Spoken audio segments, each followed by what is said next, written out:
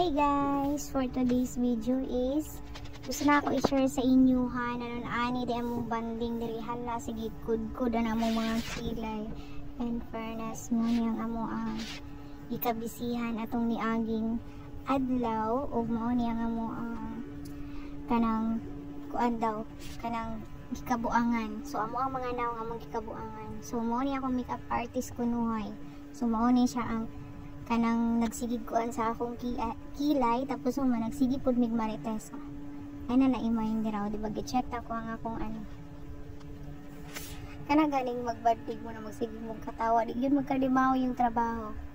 Mo na ni kanang kilo. Kita ka na yung reaction. Grabe kay reaction guys. So, nun ana siya magkilay o in fairness. For the cheka ang person. For the cheka gamay. For the ano. For the marites daghan. O diba? So, mo ni ang iyang kuan. Talent daw kunuhay. So, ang talent na niya. Kaya imong kilay na disalign. So, mo na yung mong ayun. So, asa siya nakatuon. Nagsige lang siyang tanaw og video. So, haron nara siya tun-anan. So, ako jud ang gisampulan. Nya well nagkuan po na siya nagkilay dira. Syempre dyan na mawala ang marites no. So mao ni ang among trabaho dira hala. Sige kuan niya. Pagkahuman ana for the simple daw na ang makeup ana niya.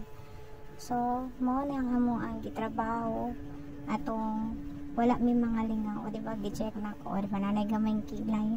So primero pa lang na wala pa na nahuman.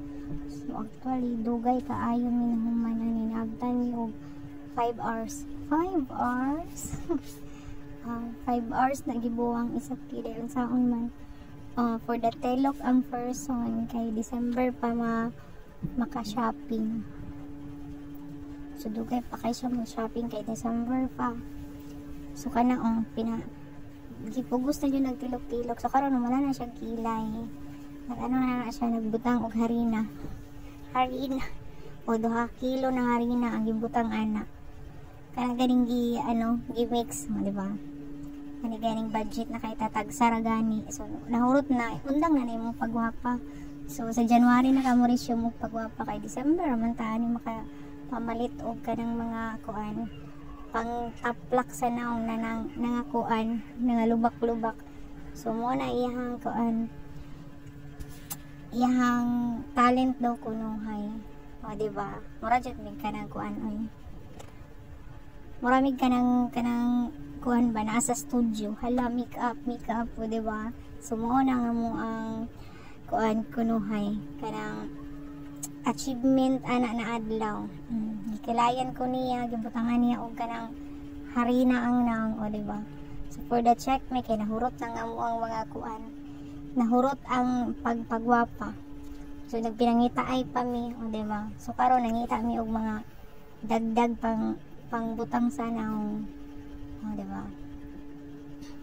Kana siya maalanganin na siya mo gamit kay wala pa daw nagamitan. So ang ihalang gamiton katulang na gamitan. So di ba mura jud taw nag-howd oy, di ba? So kung nakita ninyo siya every kanang mag-rest day ko or walay duty nagalaag jud na siya diri. So muna iyang gusto ka na magkilay, magpagwapa or whatever man na kay hilig man na siya ana. Hilig ka siya mag actually nindot kay siya mo kilay. Sana jud akong ganahan mo kilay kay effort ka na sa siya sa ihang kilay, di ba? Di ba? Ora dito gi-sight pa imong kilay kung nagpantay pa. Asa man ka mangitaan no. So kani diri nang layas mi, nanulod mi kay nangita na pud mi kanang idungag og idungag na pud ibutang. O diba? Kana ganing na kay mga makeup niya walay gamit niya. Wa gay kakabalo kung unsa una siya paggamit mo na may resulta.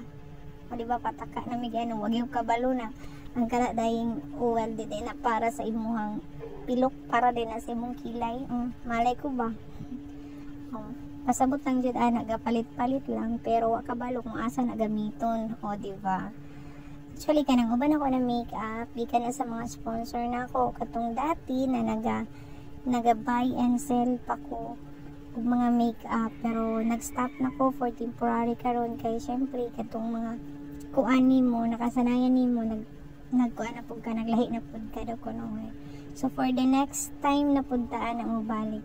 O guys, kana lang guys ang akong i-share. Bye.